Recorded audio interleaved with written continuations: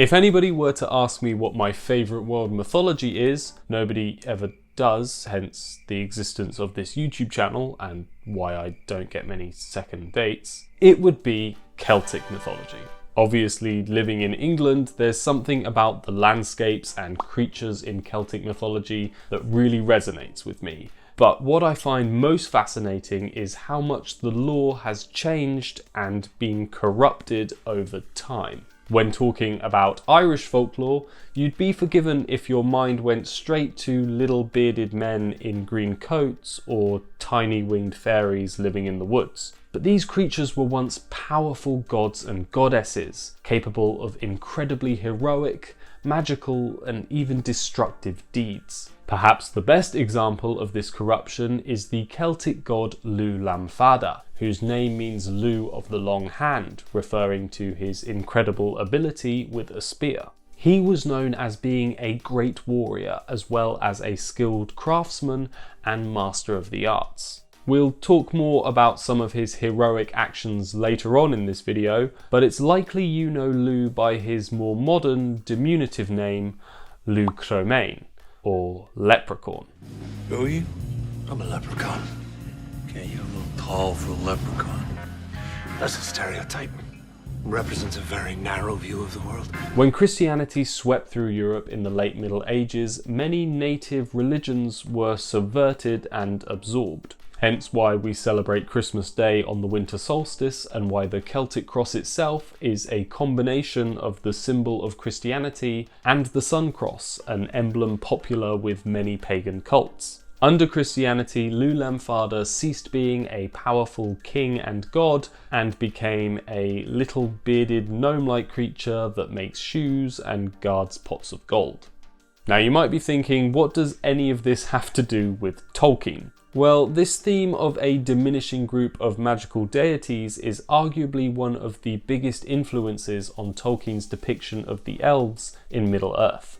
Lugh Fada was one of the Tuatha Dé Danann, a group of immortal beings who make up the pantheon of Celtic mythology. As well as their limitless lifespan, the Tuatha Dé Danann share many similarities to Tolkien's elves. They are both taller and stronger than mortals, more beautiful and immune to sickness. The two races are also able to communicate with animals, and both share an affinity for music and poetry. Though immortal in the sense that age cannot touch them, they are both vulnerable to being killed, and most importantly, the influence and magic of the Tuatha Dé Danann and Tolkien's elves diminishes as the dominion of men grows. One of the most famous Irish legends that tackles this theme is the story of the children of Lear. Lear was one of the Tuatha Dé Danann, who had 4 children who he doted on. After the children's mother Ava dies, Lear marries her sister, Aoife, which you gotta admit is kinda smart when looking at it from a yelling the wrong name out in bed kinda way. Now, if there's anything Disney movies have taught us, it's that you can't trust a stepmother. Jealous of Lear's love for his children, Aoife decides to get them out of the picture and turns all 4 into swans. The curse lasts for 900 years, which seems like a long time to you and me, but to an immortal, the children know it's just a matter of patience before they can be reunited with their father and family. However, in a cruel twist of fate, once the 900 years are up, the children return to their father's land, only to find it abandoned. Christianity had come to Ireland, and the people had forsaken their old gods. The Tuatha Dé Danann were driven underground into the hills, just as they were buried in the minds of the mortals. They became known as the Aes Sídhe, which means people of the mounds, and then after that were remembered as mere fairy folk. We can draw a parallel between the fate of the Tuatha Dé Danann and the migration of the elves away from Middle-earth in Lord of the Rings. In the time period where the Lord of the Rings takes place, the elves have already taken a step back from the affairs of Middle-earth and have retreated to their sanctuaries in the deep forests and valleys such as Lothlorien and Rivendell. Throughout the story, we are constantly reminded of the elves' diminishing relevance in the world. The power of the 3 rings is ended. The time of the elves is over. My people are leaving these shores. The time of the elves is over. and as the Third Age comes to an end, they leave behind the mortal realm for good.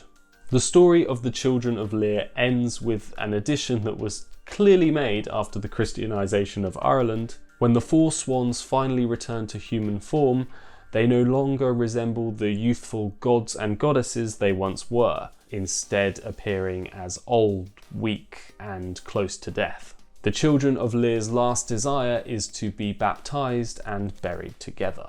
Similarly to Arwen in The Lord of the Rings, who chooses to stay behind to be with Aragorn, for the Tuatha Dé Danann and Tolkien's elves, remaining in the mortal realm comes at the cost of their immortality. Now, I promised that we would return to Lulam Fada and his most legendary deed, defeating Balor Evil Eye. Balor was king of a monstrous race called the Fomorians, who were at constant war with the Tuatha Dé Danann. He was a giant with one normal-sized eye and one huge red eye that he kept closed most of the time. So powerful and terrible was this eye that any who found themselves unfortunate enough to fall under its gaze were instantly incinerated. Think Cyclops from the X-Men. During the famous Battle of Mag Tuired, Balor stood at the front of the Fomorian army, and a servant atop his head used a hook to lift the lid of his giant eye. For many of the Tuatha Dé Danann, Balor's stare was the last thing they ever saw. Just as victory seemed assured for the Fomorians, Lulam Fada, Balor's own grandson, waited until he saw the tiniest glint of light from Balor's rising eyelid and launched a stone from his slingshot. Lu hit his target with such force that Balor's eye was blasted out the back of his skull and into the Fomorian ranks behind. The evil eye burned half of Balor's army and turned the tide of battle in favour of the Tuatha Dé Danann. The parallel here is pretty obvious. Balor and his flaming evil eye is a clear inspiration for Sauron in The Lord of the Rings. Just like Balor, it is said that very few could bear the horrible gaze of the Eye of Sauron. And when the ring is unmade and Sauron finally defeated, his demise results in the destruction of Barad-dûr and the majority of his orc forces, similarly to Balor and the Fomorians. So those are some of the Celtic myth and legends that inspired Tolkien. This is the last part I had planned for this series, at least until I research another mythology. But if that's something you'd like me to make a priority, then please let me know in a comment below. On that note, please also comment your favourite mythology, because as previously mentioned, that's a question that doesn't get asked enough. As always, please do like and share this video and subscribe to keep the channel growing. I'm aiming for 2k subs by the end of 2022, because why not all the twos? Thanks for watching guys, and I'll see you all in the next one.